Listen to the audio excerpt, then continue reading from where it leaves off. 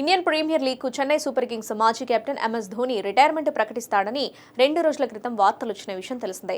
చెపాక్లో Chennai super kings Delhi capitals match Dhoni తల్లిదండ్రులు వీక్షించడమే ఇందుకు కారణం. సాధారణంగా మహీ తల్లిదండ్రులు మ్యాచ్లు చూసేందుకు రారు. కానీ ఢిల్లీ మ్యాచ్కు రావడంతో ధోని రిటైర్మెంట్ ప్రకటిస్తాడని సోషల్ మీడియాలో వార్తలొచ్చాయి. అయితే మ్యాచ్ అనంతరం ధోని ఎలాంటి ప్రకటన చేయకపోవడంతో ఫ్యాన్స్ ఊపిరి పీల్చుకున్నారు. ఇక తాజాగా ఓ పాడ్కాస్ట్లో పాల్గొన్న ఎంఎస్ ధోని తన ఐపీఎల్ రిటైర్మెంట్ పై క్లారిటీ ఇచ్చాడు. ఇప్పటికిప్పుడు ఐపీఎల్కు నేను రిటైర్మెంట్ ప్రకటించను. ప్రస్తుతం ఐపీఎల్లో ఆడుతున్నా. ఐపీఎల్లో ఆడటంపై ప్రతి ఏడాది సమీక్షించుకుంటా. ప్రస్తుతం నాకు 43 ఏళ్లు, జూలైలో 44 ఏళ్లు వస్తాయి. వచ్చే ఐపీఎల్లో ఆడాలా వద్దా అని నిర్ణయించుకోవడానికి నాకు ఇంకా 10 నెలల సమయం ఉంది. నా రిటైర్మెంట్ నిర్ణయించేది నేను కాదు, నా శరీరం నా రిటైర్మెంట్ను నిర్ణయిస్తుంది. ఐపీఎల్ ప్రారంభానికి ముందు శరీరం సహకరిస్తుంది అనిపిస్తే ఆడతా. ఇక చాలు అని నాకు అనిపించేంత వరకు ఇలానే కొనసాగుతా అని ధోని స్పష్టం చేశాడు.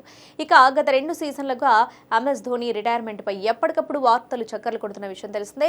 గత ఏడాది ఎక్కువగా బ్యాటింగ్ చేయని ధోని ఈసారి రిటైర్మెంట్ ప్రకటిస్తానని అందరూ అనుకున్నారు. కానీ ఐపీఎల్ ఆరంభానికి 2 నెలల ముందే చెన్నై వచ్చి ప్రాక్టీస్ మొదలెట్టి ఆ వార్తలకు చెక్ పెట్టాడు. ప్రతిసారి ధోని రిటైర్మెంట్ గురించి చెన్నై సీఈఓ కోచ్ స్పందిస్తూ ఉంటారు. అభిమానులను గందరగోళంలోకి నెట్టేస్తూ ఉంటారు. మొదటిసారి మహీ స్వయంగా తన రిటైర్మెంట్ పై స్పందించి క్లారిటీ ఇచ్చాడు.